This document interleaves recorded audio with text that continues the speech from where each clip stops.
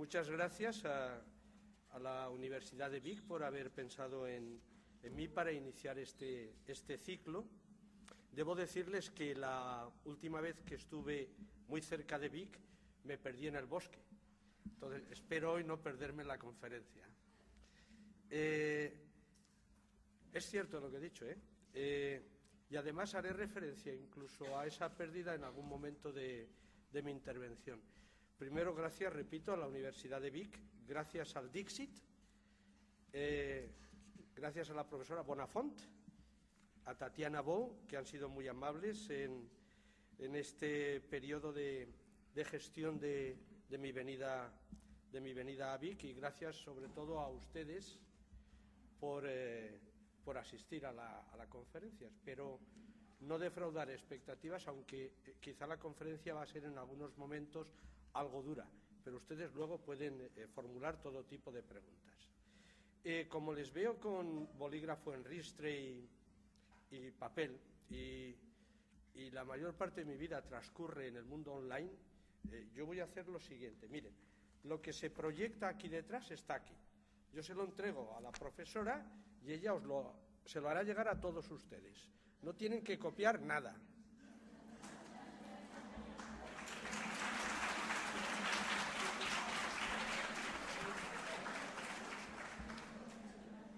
Pues, no, una cosa es no copiar y otra cosa es manifestarlo de manera tan...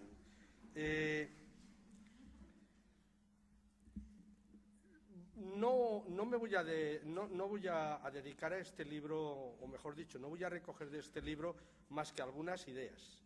Lo que sí me gustaría decirles acerca de él, antes la profesora Bonafont lo ha citado, es que por este libro tengo una especial querencia, y les veo a ustedes tan jóvenes que quiero contarles una anécdota. Yo tengo un hijo que es ahora un poco mayor que, bueno, seguro que mayor que ustedes, porque están la mayor parte, me han dicho, en primero. Y cuando tenía mi hijo, que ahora estudia aquí en Barcelona un máster, tenía 15 años de edad, pues yo hablaba con él. Es un tipo muy raro, como el padre o peor. Hablaba con él de estos temas y tal, y entonces me decía que por qué no escribía lo mismo que él le decía, lo ponía en blanco sobre negro. Y realmente este libro es el resultado simplemente del intento de explicarle a mi hijo los temas en que yo estaba trabajando, ¿no? En él encontrarán algunas ideas que sí voy a exponerles hoy de manera algo más dura. Bueno, el libro al principio tenía este formato, ahora lo han pasado al formato de la izquierda, en la colección Quinta Esencia, donde solamente editan a muertos y a mí. Y eso, pues la verdad que me está produciendo una sensación muy aprensiva, porque te pueden decir que eres un clásico en vida, pero hombre, en vida, ¿no? Y prefiero no ser ningún clásico, prefiero ser simplemente un ser vivo durante bastantes años más. Por lo tanto, pueden pasarme a la colección anterior, que no era de clásicos en vida, y que, por cierto, era muy bonita la portada. Bien, sé que no es común, aunque algunas veces sí suele tratarse de hacer el distingo, y el distingo suele hacerse muchas veces mal.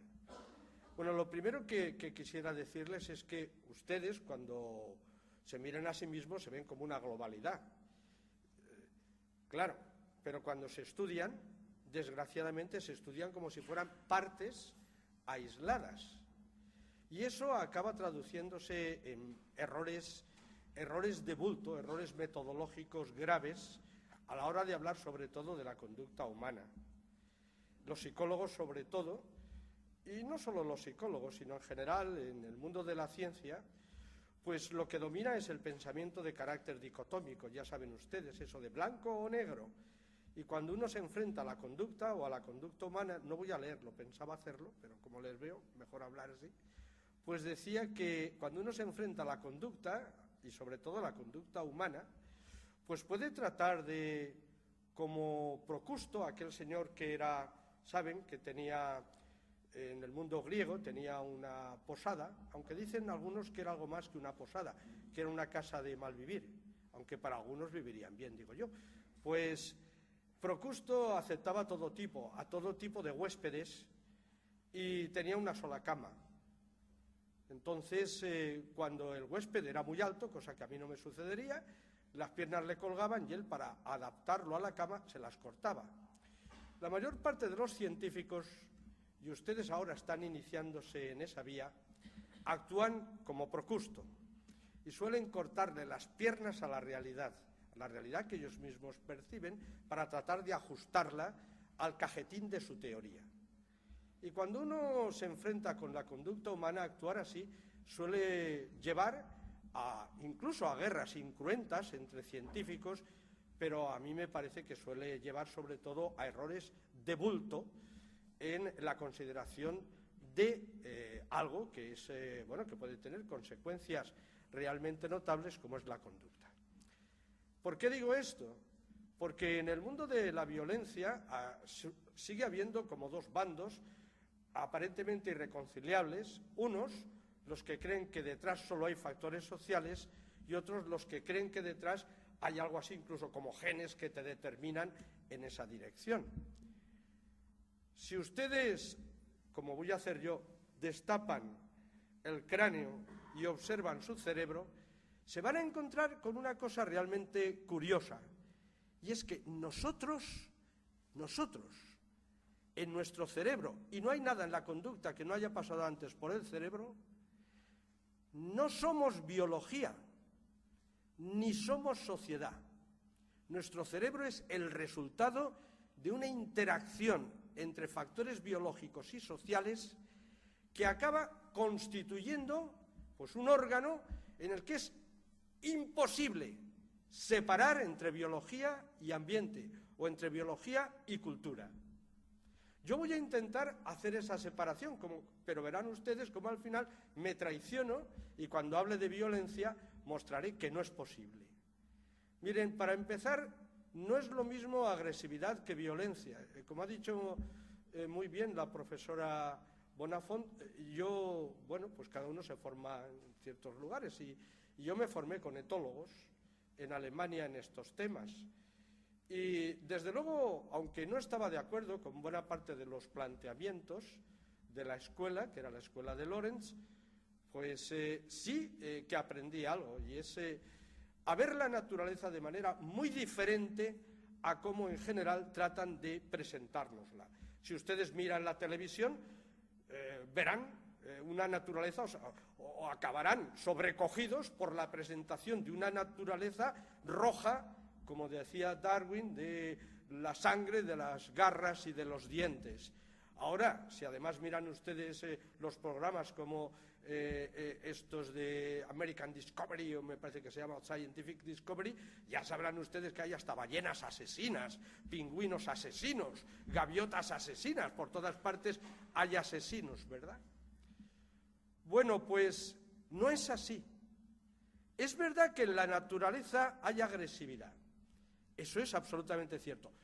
Por cierto, es tan cierto como que gracias a esa agresividad ustedes, yo, estamos aquí, en estos momentos hablando, porque la agresividad no es nada más que un instinto, no es nada más que un comportamiento innato, no es nada más que una respuesta automática que se da ante determinados estímulos y que se traduce en un despliegue, pues biológico y puramente biológico ante esos estímulos. Eso es cierto. Yo iba a decir, por desgracia lo saben muy bien algunos, como luego diré. Eso es cierto. Pero también es cierto que esa agresividad, y voy a saltar esto, que esa agresividad en la naturaleza no ha sido seleccionada a solas. En todas las especies animales, en todas sin excepción, y en la especie humana por consiguiente, la agresividad ha sido seleccionada naturalmente junto a elementos que la elicitan por una parte, pero por otra, junto a elementos que la inhiben, y que la inhiben radicalmente, que la inhiben, repito, radicalmente. Cuando se presenta, por ejemplo, a los lobos como el paradigma de la agresividad, yo les garantizo que no hay lobo agresivo en el sentido en el que ustedes puedan estar pensando en estos momentos. Es verdad que el lobo mata ovejas, claro, para comer, pero eso no es agresividad en el sentido estricto del término. No es agresividad en el sentido estricto del término, es una agresividad intraespecífica con fines alimentarios. Entre sí, los lobos no se matan. Pueden tener una pelea tremenda, tremenda. Puede haber sangre, pero no muerte. Porque cuando un lobo se siente más o menos herido, se tumba en el suelo, le muestra la yugular al lobo vencedor y suelta un par de gotas de orín. Y el lobo vencedor no le pega un bocado en la yugular y lo mata. ¿Saben ustedes lo que hace? Le lame las gotas de orín, en una conducta típica de cuidado infantil. Y se paró. Y se ha parado la pelea. Y el vencedor no sigue adelante. Puede estar un buen rato con el vencido entre las patas, pero no lo va a matar. Y en un momento determinado se dará la vuelta y se marchará. La agresividad del lobo ha sido seleccionada naturalmente junto a, y no hay que tomarlo a broma, las gotas de orín. También ustedes, cuando tienen miedo, ¿qué les pasa? ¿Lo hacen adrede? ¿De forma consciente? Repito, la agresividad ha sido seleccionada naturalmente junto a las gotas de orín y junto a una conducta de sumisión, mostrando, como suele ocurrir en la mayor parte de las especies, la parte más vulnerable que se tiene. Es la parte que se le muestra al vencedor. Y en algunos casos incluso se les muestra otras partes para una especie de gratificación sexual. La agresividad se inhibe. En el caso humano también. Pues miren, en el caso humano también hay elementos de inhibición de la agresividad. ¿Qué les parece el niño? ¿A usted? Sí, no se gire, usted. Sí, ¿qué le parece? Gracioso. ¿Le pegaría a usted un bofetón? No, todo lo contrario. ¿Verdad? ¿Despierta su ternura? Sí, lo hace usted conscientemente. Digo, voy a despertar mi ternura. No ¿Y por qué no le pega a usted? Quizá no le pega a usted porque usted no lo sabe. O usted se ha parado a reflexionar por qué no le pego. Pero los ojitos del niño, las cejas fruncidas, la frente bombeada, si miran ustedes los dibujos de Walt Disney, todas esas características las van a encontrar.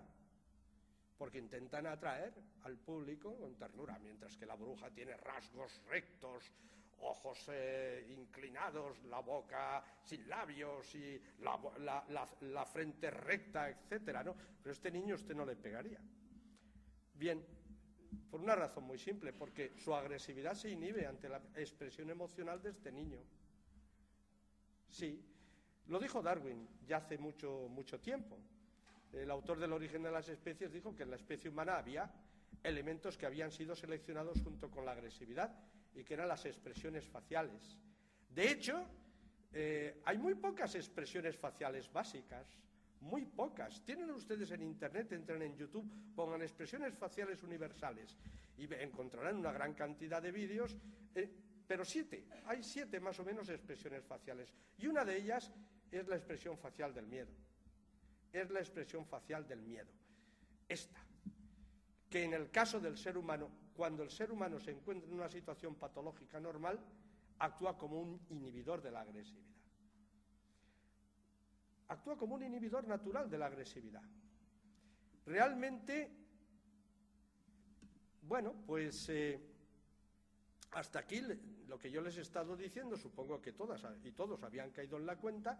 No estoy hablando de otra cosa más que de una reacción de tipo inconsciente que se puede producir ante ciertos estímulos y que sí puede llevar un ataque o una defensa.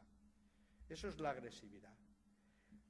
¿A usted le preocupa a usted misma? ¿Le preocupa que seamos agresivos en ese sentido? ¿Ya a usted le preocupa, joven?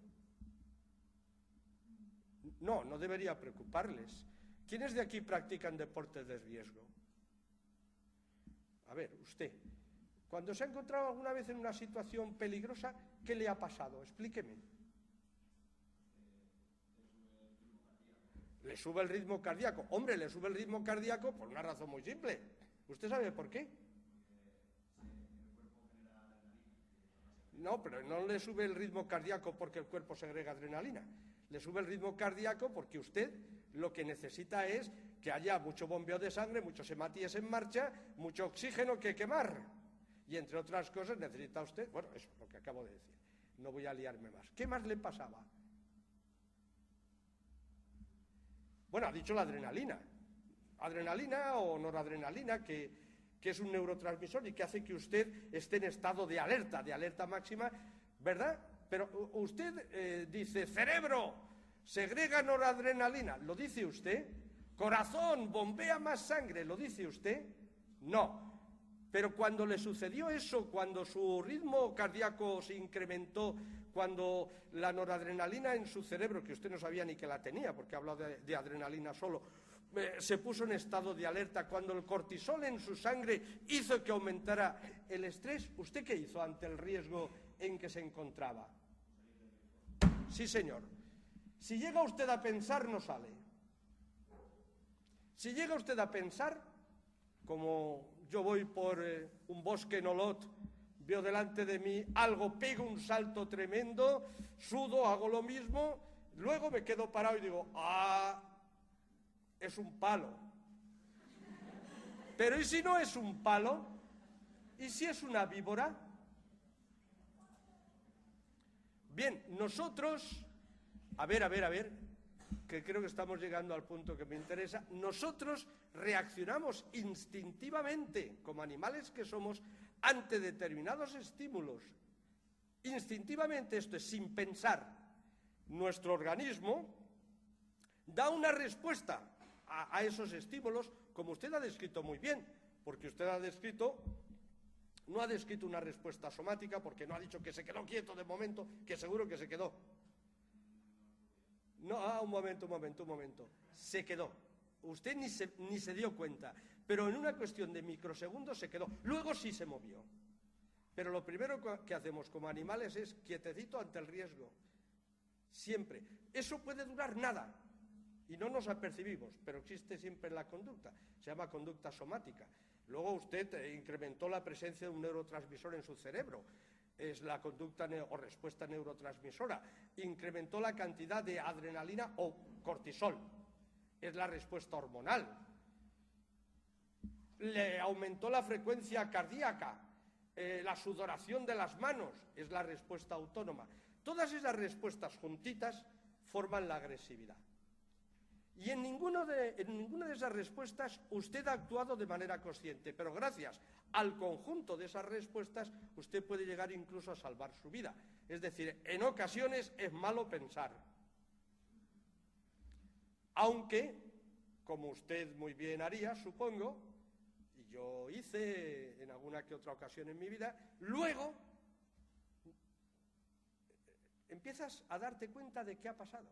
Es decir, cuando tú has reaccionado no sabes qué pasa, pero luego empiezas a reflexionar en el sentido estricto del término, y dices, vaya, lo que hay delante de mí es un palo. O usted, hombre, pues no era que se había roto pues el arnés, o tal, o cosas así. Bien, lo que estoy queriendo decir es que nosotros tenemos conductas biológicas, como pueden ser la agresividad. Pero esa conducta biológica,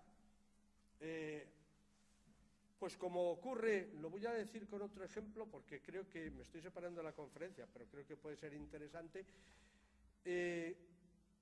Un amante que hiciera el amor, en el caso de la especie humana, de forma puramente biológica, es decir, como los pájaros, aquí te pillo, allí te mato, sería un mal amante, ¿sí o no? Usted mismo.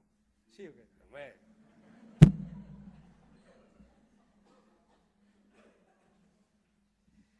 Usted coge lo que es una conducta biológica y que en una vez dura un segundo y la convierte en una práctica placentera de acuerdo con ciertos estándares culturales, ¿sí o no? ¿Sí o no? Pues evidentemente. Pero en el fondo hay una conducta de tipo biológico, ¿sí o no? Claro. Pues lo mismo pasa con la violencia. En el meollo de la violencia está la agresividad. Pero la violencia es como el sexo entre los humanos. La violencia no es la agresividad. En el meollo de la violencia está la agresividad. Pero la violencia es bastante más que eso. Ya he dicho que la agresividad va acompañada de sus inhibidores. Lo he dicho, ¿verdad? Varias veces. Pues bien, cuando cultural, socialmente o educativamente uno es capaz de hacer que los inhibidores no operen e hipertrofiar la agresividad, poniéndola al servicio de determinados fines, entonces estamos hablando de violencia, no de agresividad. No sé si se entiende lo que quiero decir. El ser humano es quizá el único ser entre los vivos que ha tomado en sus manos su propia biología y que la ha configurado de acuerdo con aspectos de tipo cultural o factores de tipo cultural, de tipo social, de tipo ambiental o de tipo educativo, como ustedes prefieran. En el caso de la violencia, la agresividad está en su meollo, pero la violencia no es, repito, la agresividad. La violencia es una agresividad que está reconfigurada por factores de tipo sociocultural en la mayor parte de los casos. Y me explicaré un poco más. Es verdad que hay seres humanos que tienen defecto de fábrica, muchos menos de los que algunos psicólogos dicen, porque en el caso de los violentos la cifra muy posiblemente no alcanza el 10%. Pero sí es verdad que hay algunas personas que nacen con defecto de fábrica y que, por ejemplo, pues tienen alterado un sistema que se llama, olvídense, que se llama de neuronas espejo, son incapaces de empatizar con el otro, de ponerse en el lugar del otro, pero por defecto de fábrica, y pueden simplemente despellejarlo sin ningún tipo de remordimiento. Pero en el 80 o el 90% de los casos, los factores que operan, por ejemplo, sobre los inhibidores naturales de la agresividad, haciendo que esta señorita le pegue un tortazo al niño, esos factores son simplemente factores de tipo social, de tipo cultural, de tipo educativo. Por ejemplo, si esta señorita ha sido educada de manera tal que considera que el niño que ha salido no es un ser humano en el sentido estricto del término, no tiene por qué empatizar con él. Y quizá puede usarlo como un instrumento para la consecución de un determinado fin o objetivo. ¿Sí o no? ¿No? Bueno, usted no lo haría, porque usted es una buena persona. Pero las ideas y creencias que uno va adquiriendo a lo largo de su existencia constituyen siempre el marco en el que uno va encajando sus vivencias a su vez. Y de acuerdo con el marco, el resultado será uno u otro. Cuando un terrorista le pega un tiro a una distancia de 1 metro a una persona, y de eso sé yo algo, no está viendo a la persona, no la ve, porque ha sido educado para no ver al otro como un igual. Ha sido educado para ver al otro como un instrumento, una herramienta o una escalera que le acercará a la consecución de determinados fines. No empatizará con el otro, pero no empatizará con el otro no porque tenga alteraciones de tipo biológico, son alteraciones de tipo educativo, que le llevan a no ponerse en el mismo nivel que el otro. El otro es un inferior, es un ser subhumano o como ustedes prefieran, y con ellos no se empatiza. Por consiguiente, cualquier ataque que se pueda hacer a una persona así, él no lo verá ni siquiera como persona, pero cualquier ataque que se pueda hacer a una víctima de ese tipo, pues no será un ataque que conlleve ningún tipo de remordimiento. Entre otras cosas, además, porque el ataque se habrá producido siempre dentro de un marco educativo en el que lo que nosotros podamos ver como víctima, él lo va a ver como verdugo o como agresor. No sé si se entiende lo que ahora les he dicho. Bien, pues la violencia, resumiendo, es precisamente eso, es la agresividad fuera de control desde un punto de vista biológico, pero es un descontrol desde un punto de vista biológico que no está motivado por factores biológicos, sino por factores de tipo social. Esto es, no hay inhibidores que realmente pongan orden en el despliegue de la agresividad ante determinados estímulos. Esto lo voy a pasar, solamente ya que lo he avisado, pues mostrarles simplemente cómo en el caso del cerebro lo que yo he dicho se corrobora una y otra vez. La hipótesis que yo he sustentado se corrobora una y otra vez. Miren, aquí tienen ustedes los dos hemisferios de un cerebro y lo importante son las estructuras, las estructuras internas y también, por cierto, el tronco del encéfalo, pero no voy a entrar en eso. Cuando un input, por ejemplo un input visual, llega aquí, esto se llama tálamo, pues inmediatamente desde el tálamo, ese input pasa a esta estructura que se llama amígdala.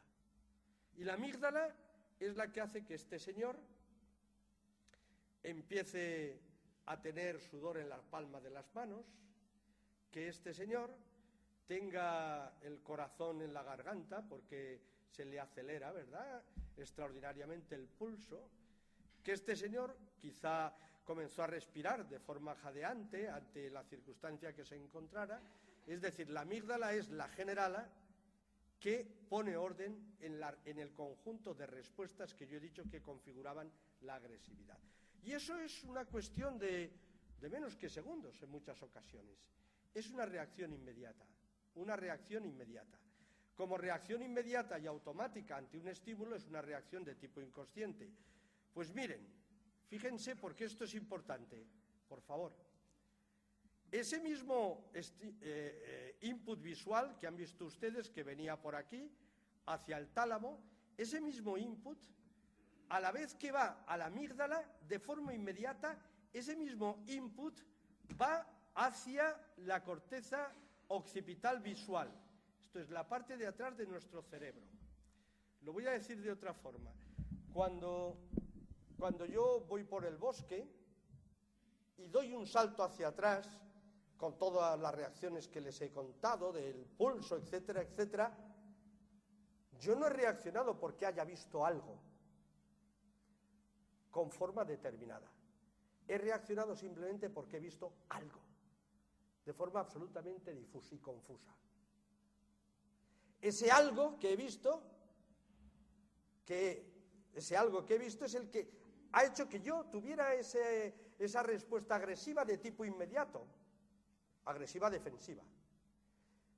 Pero ahora fíjense, el input visual va a venir a la parte trasera de mi cerebro. Y de ahí, y aquí, mejor dicho, va a ser procesado. El algo comienza a adoptar la forma de una imagen. Por ejemplo, la forma de una serpiente.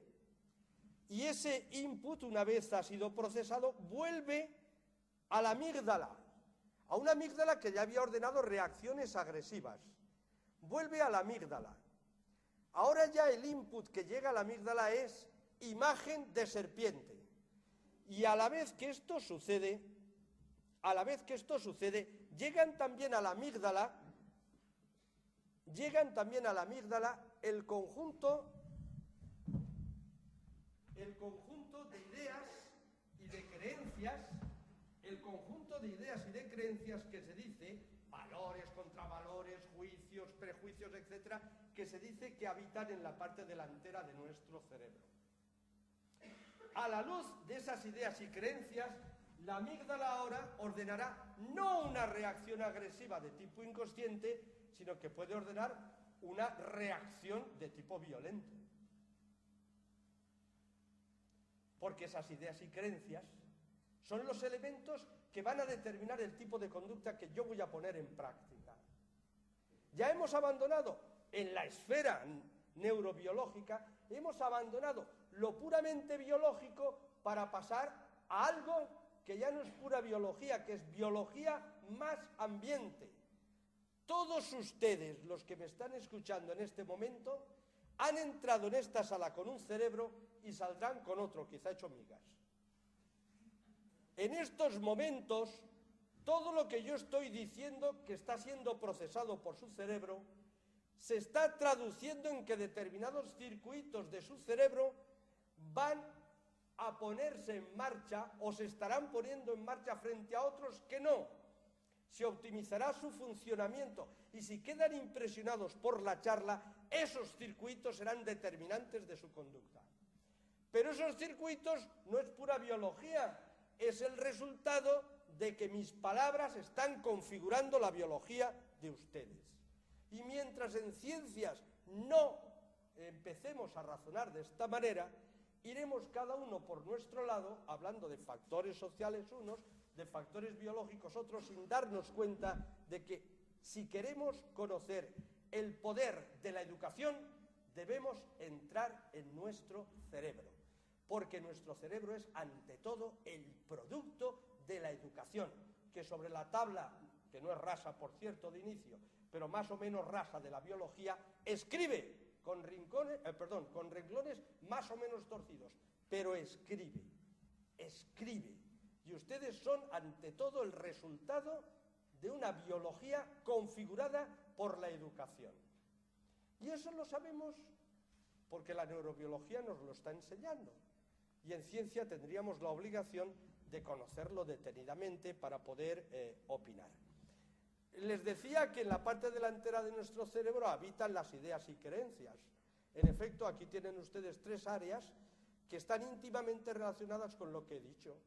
Cuando la imagen de la serpiente llega a mi amígdala, al mismo tiempo desde esta parte de aquí de la corteza prefrontal, pues va a llegar lo que yo sé de las serpientes. Vaya, tiene una raya así en zigzag, cabeza puntiaguda. Comparo esa serpiente que estoy viendo con otras que he visto y al final adopto una decisión. Eso lo hace el área 2. El área 2, que es el área llamada dorsolateral.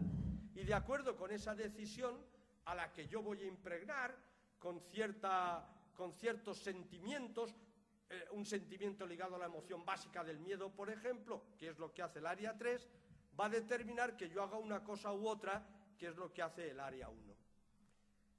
No hay nada en la conducta que antes no haya pasado por nuestro cerebro, pero eso no significa que nuestra conducta esté determinada biológicamente, porque nuestro cerebro está configurado por la educación, el ambiente, la cultura, factores en definitiva socioculturales que son claves. Bien, claves. Si hay algo en definitiva que para la violencia importe o para definir la violencia importe es tener en cuenta que es una agresividad o que es la agresividad que cae bajo el dominio de la cultura, las ideas, las creencias, etcétera, que no forman otra cosa sino lo que normalmente llamamos la consciencia de.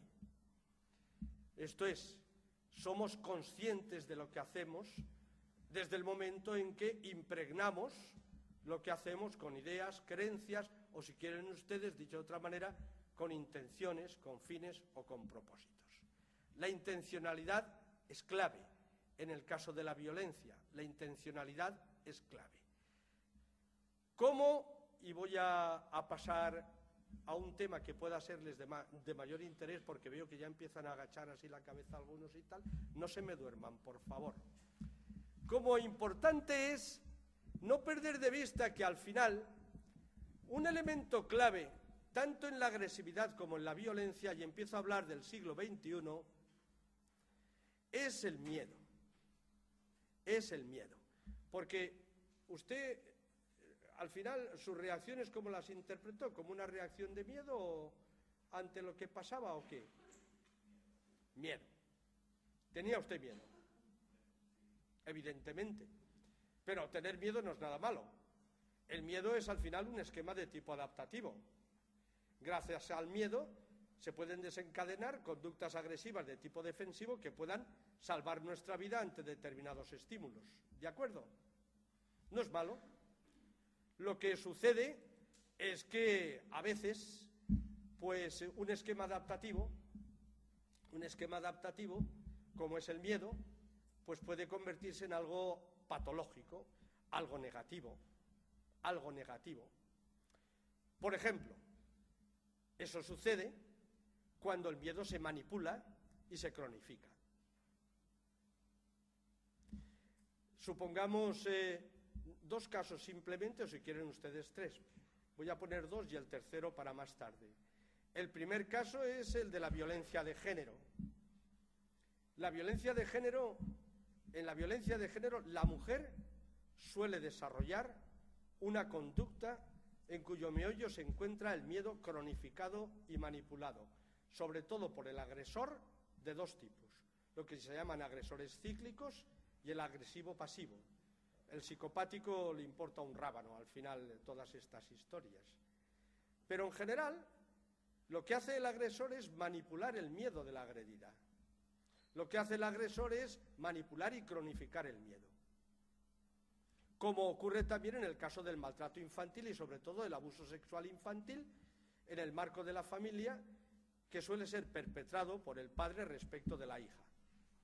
Lo mismo, se cronifica el miedo, se manipula el miedo. Y cuando se cronifica el miedo o se manipula el miedo, o se hacen ambas cosas a la vez, claro, lo que suele suceder en la víctima es algo realmente notable y que no ha sido lo suficientemente atendido por la psicología y la psiquiatría.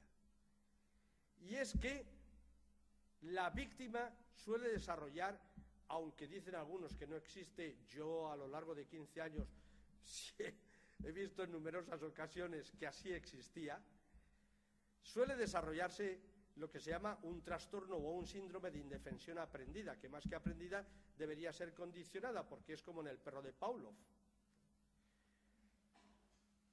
Les voy a poner un ejemplo y creo que así ustedes lo entenderán bastante bien. Mucha gente se pregunta por qué el pueblo judío no reaccionó ante las atrocidades de sus agresores, ante las atrocidades de los nazis y sobre todo en los últimos momentos de la operación de exterminio en los campos del mismo nombre. ¿Usted por qué cree que no? ¿Usted por qué cree que no reaccionaron? ¿Por miedo? ¿Por el miedo que usted pueda tener a la pregunta que yo le he formulado?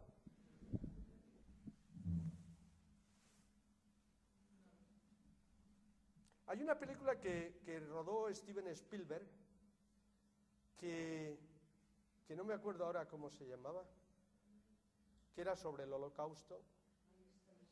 La lista de Schindler, sí. ¿Recuerdan ustedes el capitán? A ver, el capitán del campo de concentración de vez en cuando cogía una escopeta y ¿qué hacía? Cogía un rifle y ¿qué hacía? Disparaba, pero ¿disparaba a alguien? ¿A alguien determinado? Buscaba a la víctima, decía moreno y de 1,60 m, o disparaba al azar. Disparaba al azar. Imagínense ustedes viviendo en unas instalaciones en las que de vez en cuando hay un tiro y muere alguien, con una absoluta gratuidad. ¿Lo entienden? ¿Qué puede acabar generando eso en las personas que viven allí, que viven en ese lugar?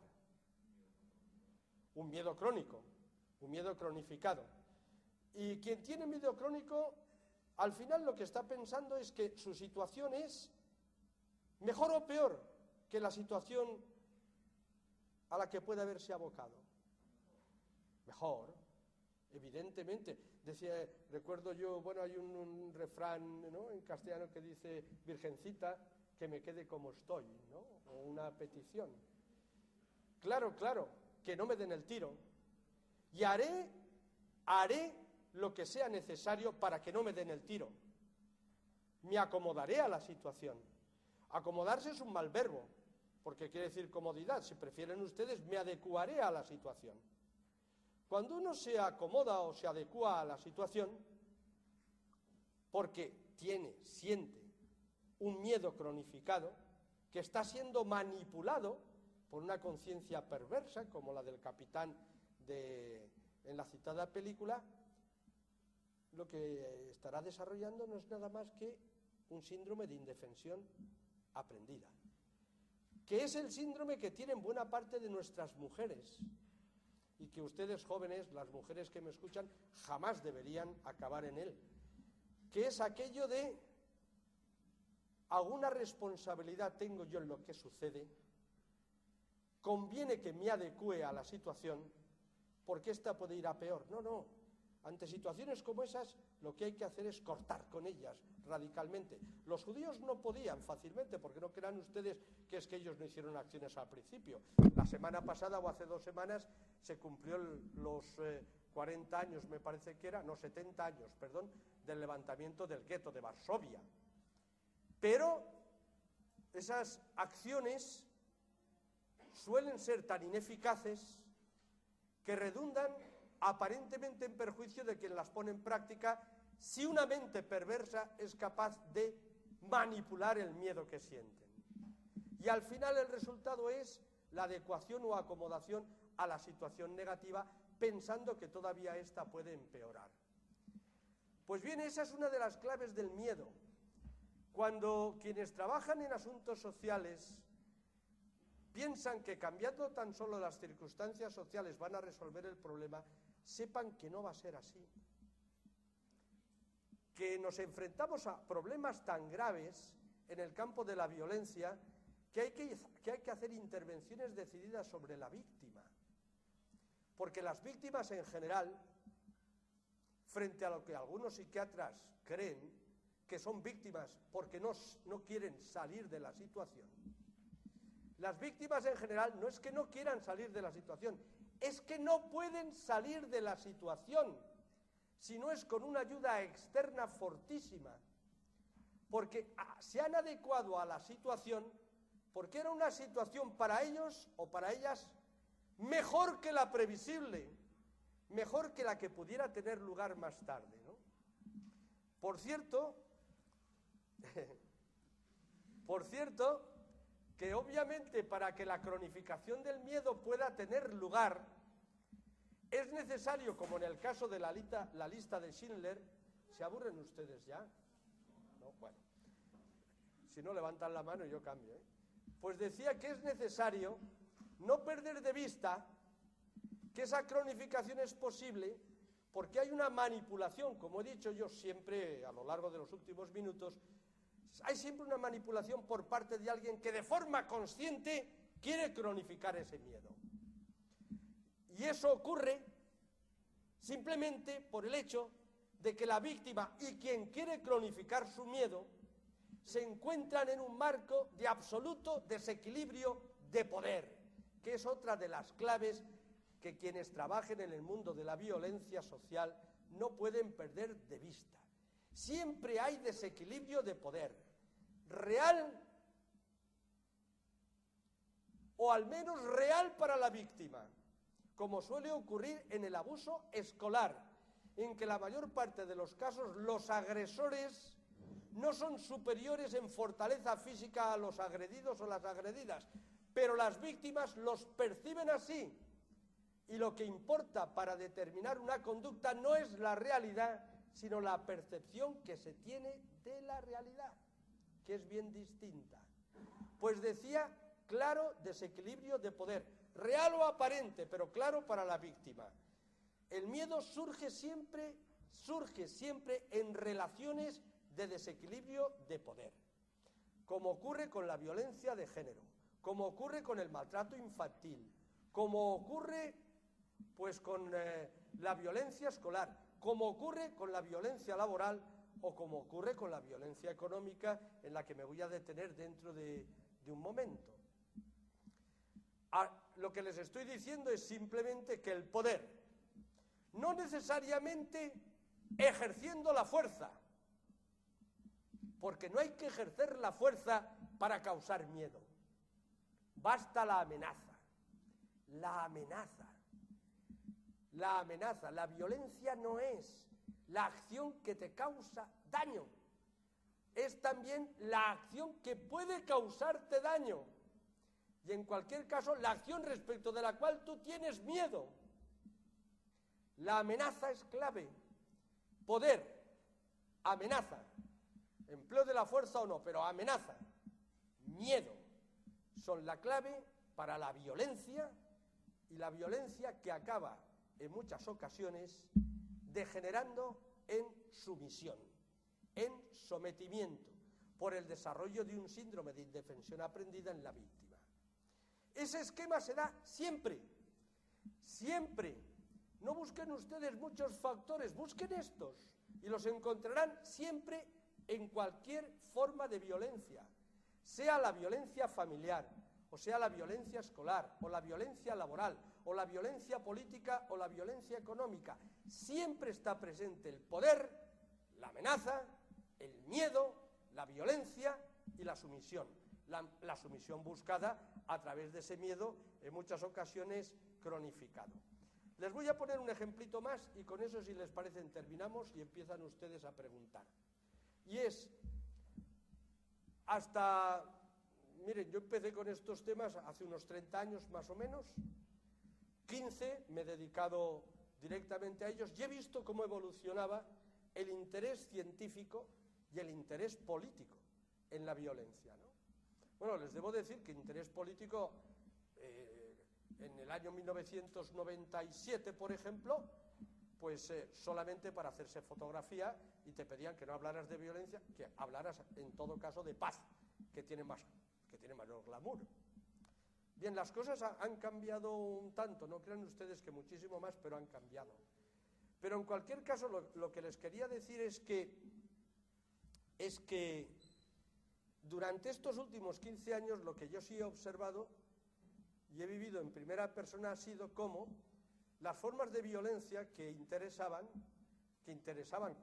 estudiar, pues estaban muy ligadas pues a la percepción social que se venía dando, sobre todo pues a través de los medios de comunicación, más que a través de la lucha incluso que pudiéramos llevar desde determinadas organizaciones y los estudios que pudiéramos hacer desde universidades.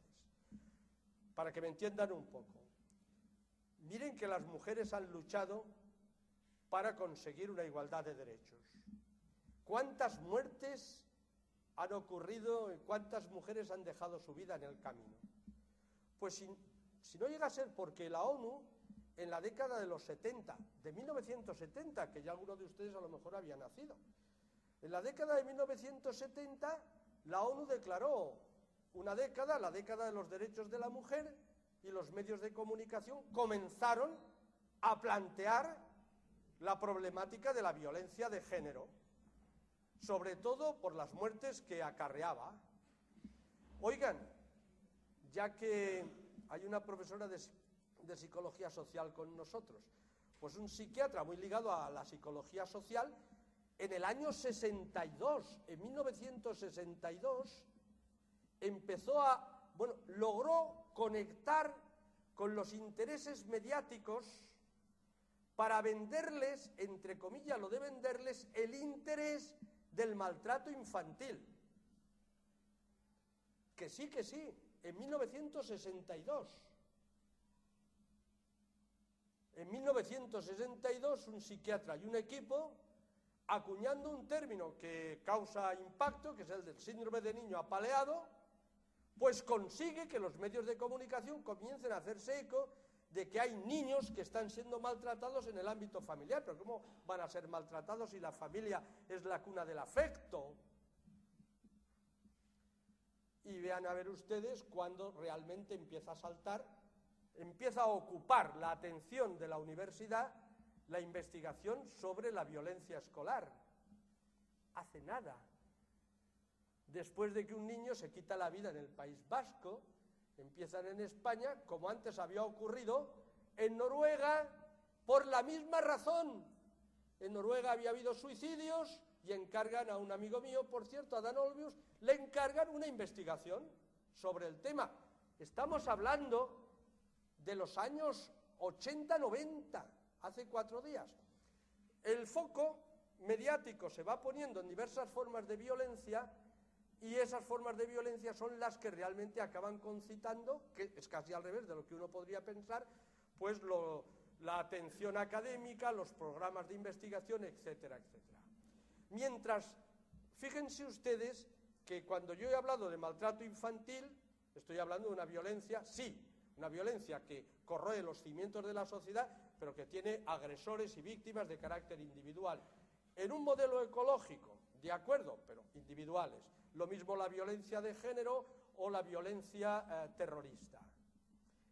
Mientras eso sucede, en el siglo XXI estamos siendo víctimas de la forma de violencia más atroz que ha conocido la humanidad a lo largo de toda su existencia, y que es la violencia económico-financiera, que de manera metódica y sistemática se ha dedicado a inducir un miedo crónico en todo tipo de sociedades a escala mundial, bajo la idea de que la situación puede ser peor y, por consiguiente, fomentando la sumisión o el sometimiento de las víctimas, que somos todos nosotros, a sus designios, aceptando el recorte de derechos sociales básicos en el campo educativo, en el campo sanitario y en el campo social en general, aceptando, en definitiva,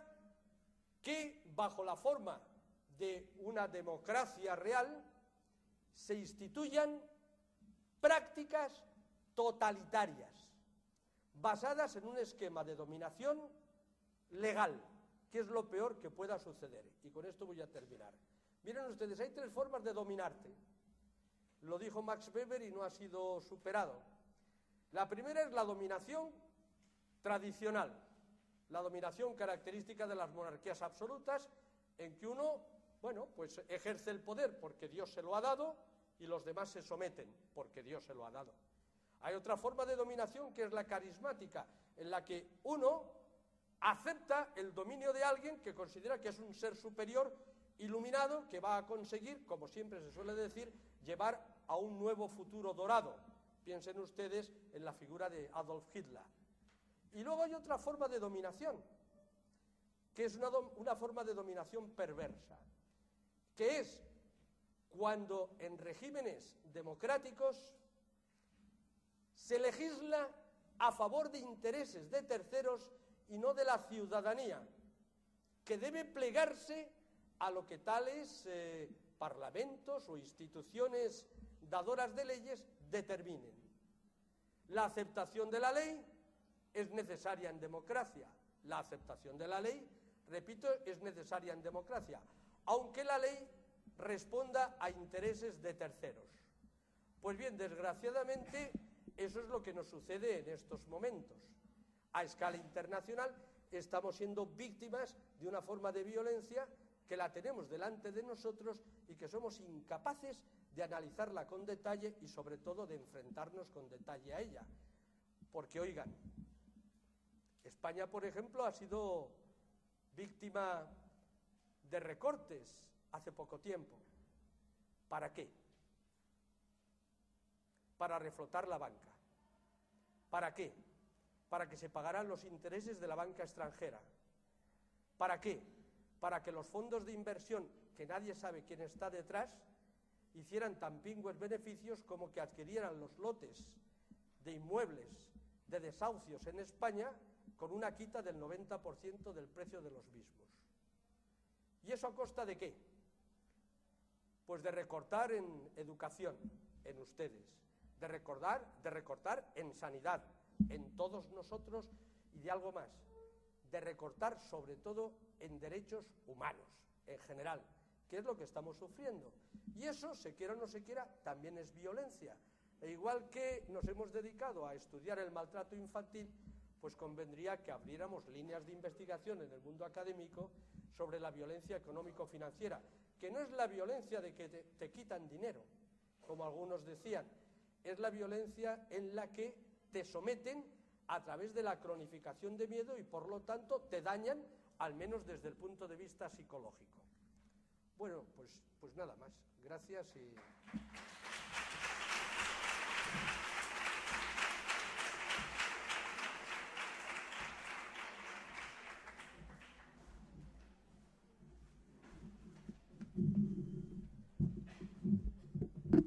Gràcies, doctor Samartín. Obrim el torn de preguntes. Si aixequeu la mà, la Tatiana us passa el micròfon. Oiga, pregunten, si no me pondré violento. Creo que se están recuperando.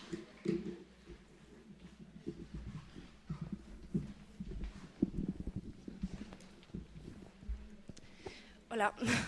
Bueno, yo tengo una pregunta más en ámbito familiar. Tengo una curiosidad de si un niño recibe una violencia, cuando es mayor, ¿la reproducirá? Pues no. No hay por qué. No necesariamente. Mire, un factor de riesgo es un elemento que incrementa la probabilidad de que una conducta ocurra. Sí. Un factor de riesgo predispone a una conducta en definitiva. Pero eso no quiere decir, o eso quiere decir que presente el factor de riesgo la conducta va a aparecer. Claro. Para que aparezca es necesario que hayan factores de tipo precipitantes. ¿Qué es eso? Pues un factor de tipo precipitante es el que hace que la probabilidad se convierta en realidad. Vale. Por ejemplo, pues un niño puede estar aislado socialmente. ¿Se va a suicidar por eso? No. No. Pero si ahora usted ese niño lo pone en un ambiente, por ejemplo, de fracaso escolar, de acoso escolar, con un historial de abuso, ya empiezan las probabilidades a acercarse al 1. Vale. Bien, los factores precipitantes son los que hacen que las predisposiciones se conviertan en realidad. Pero frente a un factor precipitante hay siempre factores protectores. Siempre. Si el niño a lo mejor vive en una familia en la que las relaciones no son armoniosas, pero tiene un familiar lejano, un vecino, un maestro, un compañero que le dispense cariño y por lo tanto que dote hasta cierto punto de sentido su existencia, el factor protector operará neutralizando el precipitante. Vale. Lo que quiero decir con eso es que la mayor parte de los niños que sufren violencia directa o indirectamente, quiero decir, que la sufren en sus carnes o que son testigos. Por ejemplo, en el caso de la violencia de género, como un niño hace pocos días, ¿verdad? Saben ustedes, supongo, el caso. No. Sí, bueno, asistió a la muerte de su madre a manos de su compañero. Ah, sí. Bueno, Sí, pues repito, seas víctima directa o testigo, que también eres una víctima, pues no necesariamente tú tienes por qué luego desarrollar una conducta de tipo violento de adulto.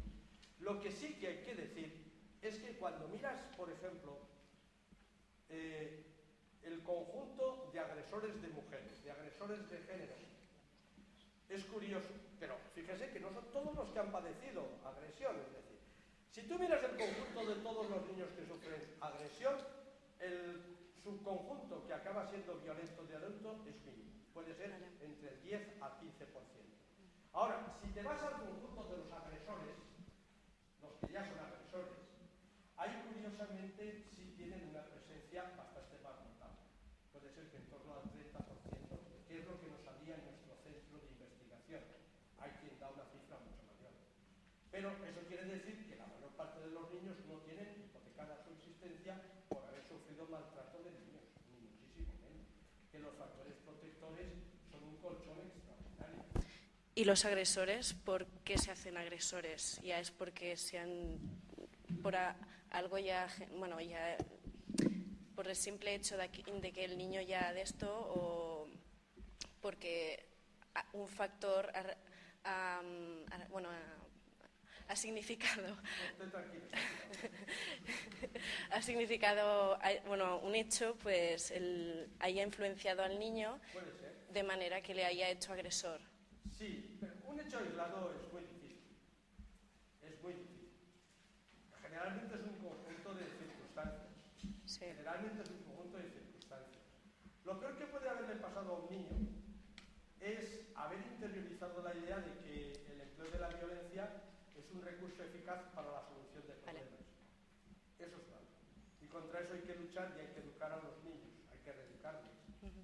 Porque si han vivido tiempo en un ambiente disfuncional de esa índole, pueden interiorizar la idea de que de vez en cuando casi todo el mundo lo dice y yo estoy absolutamente en contra, pero en fin, el empleo de violencia en determinadas circunstancias es un remedio. No, la violencia acaba engendrando siempre violencia y nunca es un remedio. No debería serlo para nosotros que somos seres racionales o al menos razonables. Ahora, es muy difícil que haya un solo conjunto de hechos. En los agresores, a nosotros en las investigaciones que realizamos en el Centro Reina Sofía, siempre nos salían las mismas características. En cualquier ámbito, el agresor se caracterizaba, no porque tuviera una psicopatología marcadísima, ni muchísimo menos, pero tenía características psicológicas sí un tanto destacadas, es decir, por encima de la media. Por ejemplo, el pensamiento dicotómico que he citado antes, Sí. consistente en dividir el mundo en dos partes, el de los míos y el de los otros. Yo y mi mujer, o yo y mi compañera, o yo de un determinado pueblo y estos, que son mis agresores. Pensamiento dicotómico muy marcado. A o B, siempre en A yo y en B los demás. Luego, un locus de control externo marcadísimo. Es decir, yo y ella la responsable de lo que me pasa. ¿No creen ustedes que el agresor de mujeres, que es un individuo complicadísimo, complejísimo, desde un punto de vista psicológico, cree que tiene la culpa de nada? No, que es ella, que no asume el papel que debe asumir tradicionalmente, que yo me he casado para esto, o yo me he unido para esto, es ella la responsable. Y como hay una cronificación del miedo, recuérdenlo ustedes, que antes se ha hablado sobre eso, ella puede acabar incluso a través del miedo y de la adecuación a las circunstancias, puede acabar interiorizando la idea de que alguna razón debe tener, algo estoy haciendo mal. ¿Entienden? Sí. Un locus marcadísimo de control externo. Luego, por otra parte, suele haber siempre déficits de empatía. Siempre. Y no por razones biológicas, sino por una educación sexista que hace que se vea a la mujer como inferior, o por una educación en determinadas claves históricas que se vea al otro, al vecino, como un agresor. ¿De acuerdo? Sí. Siempre existe un déficit de empatía, que es lo que nos inmuniza. Porque cuando esta señorita ha dicho, ay, el niño que se lo hubiera llevado a su casa, pues ante esos sentimientos, más que sentimientos, emociones, ante esas emociones, pues bueno, pues a través de la educación sobre todo, vamos poniendo muros de contención y llega un momento en el que no empatizamos porque hemos rodeado al otro, a la mujer, la hemos rodeado de un muro, no lo saltamos, no empatizamos, es el muro de nuestras ideas, valores, preconcepciones, etc. No lo saltamos y por consiguiente, si alguna vez se me va la mano, pues eso tiene remedio. Le pido perdón si soy un cíclico o hago que ella me pida mi perdón si soy un agresivo pasivo. Que hay agresores muy perversos, jóvenes, hay agresores muy perversos que les van a hacer a ustedes creer que ustedes son las culpables, totales. Esos que, vamos al cine, cariño, mira, ¿qué película vamos a ver? Oye, ¿no querrás ir a ver porque sale Brad Pitt? No, es que Brad Pitt no, porque tal. Y te meten en un ciclo que al final dices, ¡que no voy al cine! ¿No? Pues eso. Ese tipo de es peligrosísimo cuando se ponen a justificar sus acciones violentas, ¿verdad? Sí. Ya tiene usted 3 características, hay más, porque suelen tener baja autoestima y, como muchas veces se decía en psicología, son peligrosos porque se van al otro extremo para compensar. Suelen ser unos analfabetos emocionales, no saben interpretar bien las emociones del otro. Y suelen, por lo general, como tienen esas características que he dicho, cualquier tipo de oposición la van a interpretar siempre como un enfrentamiento, cualquier mínima crítica como una desautorización, etcétera, etcétera, ¿no? Como ven, muy complejo, pero los agresores casi todos tienen ese perfil, sea uno un terrorista o sea un terrorista de mujeres, esto es un agresor de género. ¿Estas características también servirían para la madre? Para la madre que le pega al hijo. Pues mire, sí serviría. Hay un autor que se llama Milner que destacó sobre todo lo que yo acabo de decir, la última que he citado, que sería el analfabetismo en la interpretación de los signos que provienen del niño, en este caso.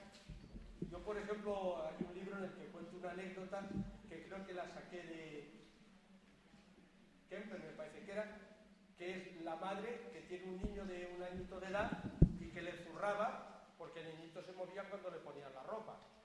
Y entonces le acaba diciendo al psicólogo, bueno, le acaban diciendo, bueno, el psicólogo le dice que debe procurar que eso no suceda así y tal. Entonces el niño desarrolló como los gatos o los perros o cualquier otro animal, pues ante, que yo lo he citado antes por cierto de pasada, con el ejemplo de aquel caballero, ante el miedo o por el miedo se quedaba absolutamente quieto, que es la conducta que solemos tener los animales, quedarnos quietos por la que se avecina. Y entonces le decía al psiquiatra, tendré que pegarle porque es que ahora se me queda muy quieto y no le puedo meter los pantaloncitos. Analfabetismo, pero desde luego falta de empatía completa. Y el locus de control externo está presente en casi todo agresor, sea mujer o sea hombre. Y lo mismo pasa con lo que le he dicho al principio, con el pensamiento dicotómico. A nosotros esas características nos salían en todos los agresores. Y sobre todo estaban muy marcadas en violencia de género y en el terrorismo, ¿no? Marcadísimas. En el terrorismo, pero marcadísimas.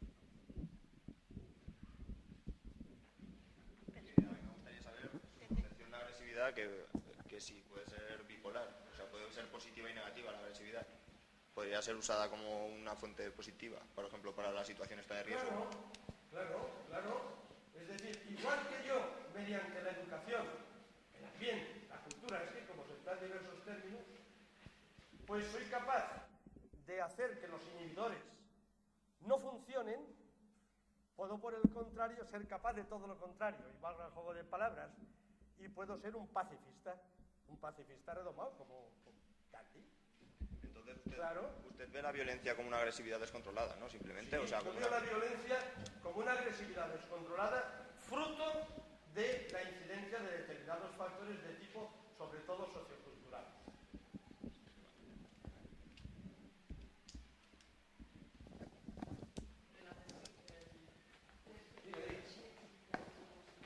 En la violencia de género, el hombre agresivo que luego llora y pide perdón, sí, es un cíclico. No. Bueno, ustedes si trabajan en este ámbito sabrán que en psicología, perdón por lo que voy a decir, pero en psicología están teniendo mucho éxito los psicólogos que se dedican, bueno, aparte de crear síndromes por todos los lados, ¿verdad? Es decir, el nano que es un desordenado y tal, hasta ahora este tiene un síndrome de Diógenes, pero bueno, esto va de broma, Aparte de eso, en psicología, a ver que no me meta yo en un avispero.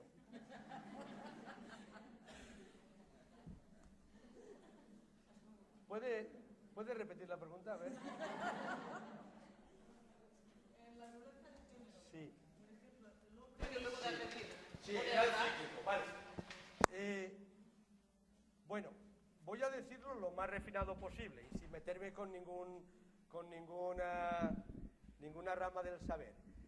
Pero en Estados Unidos, pues, dejándose llevar por esta especie de espectacularidad que algunos psicólogos están buscando últimamente, con sus escritos, que parecen más periodistas que científicos, pues dicen que hay dos tipos de agresores de mujeres. Los pitbull y los cobra. Los pitbull y los cobra. Cuando uno mira las características de los pitbull y de los cobra, pues la verdad es que puede ser muy espectacular, pero son absolutamente, quiero decir, ese tipo de clasificación es absolutamente deleznable. Hay un autor que se llama Dutton que hizo una clasificación de los agresores de mujeres sin espectacularidad, que creo que se ajusta más a lo que por lo menos Servidor ha visto durante unos cuantos años de experiencia en el ámbito. Y ha sido que hay agresores de tres tipos. Están los que son agresores en cualquier ambiente porque lo pasan pipa, porque sienten placer con el dolor ajeno, que son los psicópatas, que como saben ustedes son personas que tienen afectadas capacidades cognitivas poco, capacidades afectivas mucho, no hay empatía alguna y la conducta, sobre todo, son mentirosos compulsivos, etc. Pero no hay tantos psicópatas como la gente dice, perdón, psicópatas en activo que se dediquen al fastidio continuo y sobre todo al asesinato, porque algunos piensan que todos los psicópatas matan y no es verdad. No hay tantos, no hay tantos. ¿Hay un 4% de la población? Quizá, un poco más, quizá.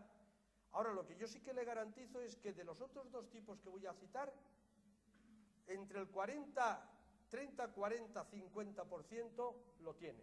Y uno es jóvenes, las chicas sobre todo, que presten atención, es el agresor cíclico. El agresor cíclico es, en Valencia se dice el bon xic del costat, ¿no? El buen chico que vive ahí al lado. Estos se ríen porque ya empiezan a identificarse. Es el que, cuando tiene novia, pues le dice que vas cortita, le estira la falda, la pintura, has mirado a fulano, le habla mal de las amigas, hasta conseguir que las amigas se separen, le habla mal de la familia, hasta conseguir al final que la mujer sea una isla. Y cuando la mujer es una isla, pues es fácilmente atacable sin que haya ningún tipo de consecuencias visibles en un principio, más que los moretones, etcétera, que pueda causarle. Aunque la agresión es siempre graduable. Es decir, no piensen ustedes que ningún agresor de mujeres empieza pegándole un tortazo. No, empieza estirándole de las manos. Siempre, cuando te cojan así, quieta o quieto. Sí, que te estiran. Sí, ¿quiere ponerme las manos? Sí. Luego ya viene el estirón de pelo y luego ya viene el tortazo y cosas así. ¿Y por qué es así? Pues no lo sabemos, pero es así. Suele haber una gradación. Ahora, perdón, el agresor cíclico es el que luego de que te ha violentado, incluso te puede llorar. Yo he visto, llorar, y te pide perdón, y te dice cariño y esto no volverá a pasar.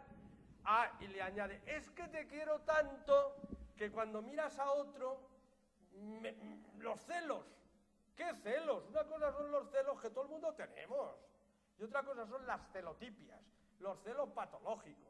El creer que porque está mirando a uno se va a ir a la cama enseguida con él. ¿Qué es lo que cree de verdad un agresor, señorita? ¿Qué es lo que cree? No cree en la mirada de decir, bueno, pues mira, es un chico guapo, ¿no? Ya está pensando que esta se me quiere. No.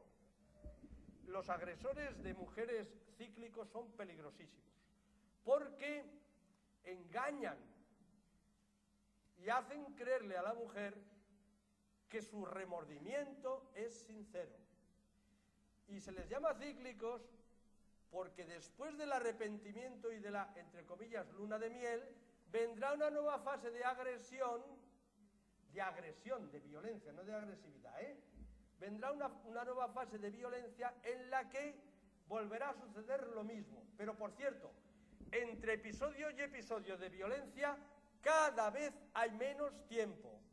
Y si la mujer se adecúa a las circunstancias, debe saber, y no es de broma, 60 mujeres al año mueren en España víctimas de la violencia a manos de su pareja o expareja, por término medio.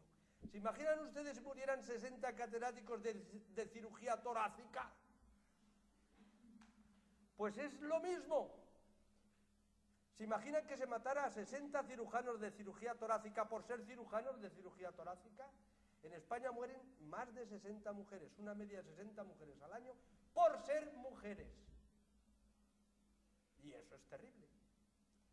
Entre un episodio y otro de violencia con el cíclico hay que tener cuidado porque cada vez hay menos tiempo, ocurre menos tiempo y el ataque es mayor.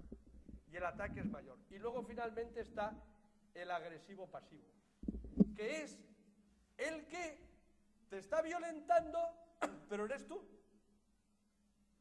Y acaba, obviamente, desde el punto de vista psicológico, destruyendo a la víctima.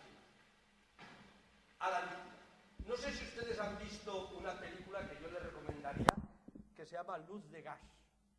En luz de gas, él le hace luz de gas a la mujer, le va haciendo luz de gas, pero las conversaciones que tiene con ella, que es lo que le rogaría que si la tienen por casa la vieran, en las conversaciones es ella la que realmente está loca, es ella la que está generando tensión, es ella, pues eso es el agresivo pasivo.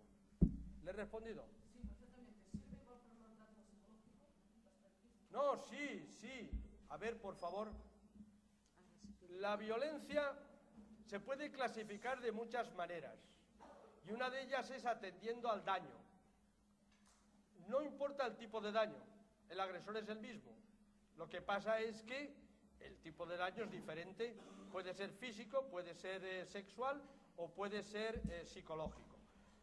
Normalmente el físico va acompañado del psicológico, obviamente, porque hay miedo, etcétera. El psicológico puede no ir acompañado del físico, pero como decía, bueno, Cristina Almeida escribió una vez para una colección que yo dirijo un libro sobre este tema, y lo único que me gustó de lo que escribió fue el título, que se llamaba Las huellas de la violencia invisible. Pero las huellas son tan duras y perennes o permanentes como las físicas. Sí, igual, claro. A ver, más preguntas y nos vamos. ¿Una más?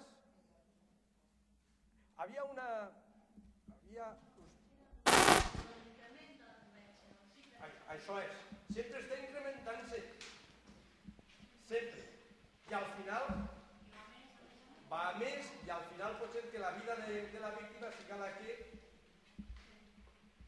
Por eso ustedes, las chicas que me escuchan, y ahora ya es una recomendación de expertos, yo en estos temas suelo hablar más por lo que he visto que por lo que he leído.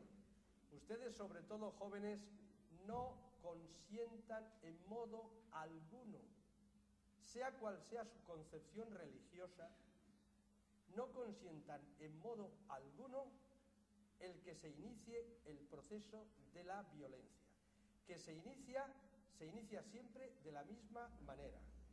Longitud de faldas, pintura, amigos, amigas, padre, madre, que no me mira bien, etcétera, etcétera, es decir, intentos de aislamiento social. Diga. ¿Cómo? Sí.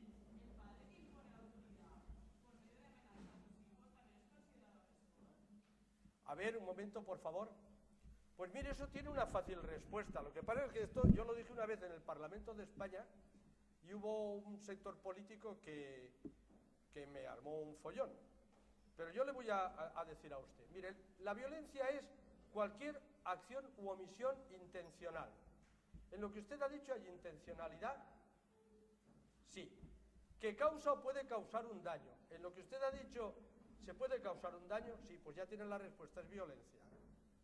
Aunque un padre actúe así porque quiere llevar al hijo por la recta senda. Oiga, el diálogo.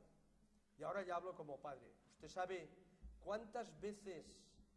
Bueno, yo al niño que he citado antes, que tiene ahora 25 años, jamás, nunca... Bueno, yo hago una apuesta con él, le digo, mira, oye, si me dices algún día en el que yo te pegué simplemente un capón, te doy 100 euros. Se vuelve loco, ¿eh? Se inventa. Un día en que está... No, ese día no está. No. Hay que recurrir a medios de racionalidad. Y los problemas tenemos que tratar de resolverlos con cariño, con afecto, con firmeza. Pero la firmeza del diálogo, la firmeza de la palabra, pero nunca el empleo de la fuerza o de la violencia, y menos aún de la amenaza continuada que puede tener consecuencias nefastas para la educación. Oigan, algunas de ustedes las he visto cuando yo decía estas cosas que han puesto cara de tener problemas parecidos, no digo quiénes. Sepan que hay solución. ¿Y saben dónde van a encontrar ustedes la solución? Hablando con sus padres, y con sus amigas y con sus amigos, y no aislándose, y haciendo frente a la situación, con una idea clara. y es que quien bien te quiere nunca te hará llorar, o por lo menos lo intentará. Por consiguiente, si alguien te hace llorar, no es que te quiera bien. Bueno, ¿alguna otra pregunta? Y si no, pues ya con esto se les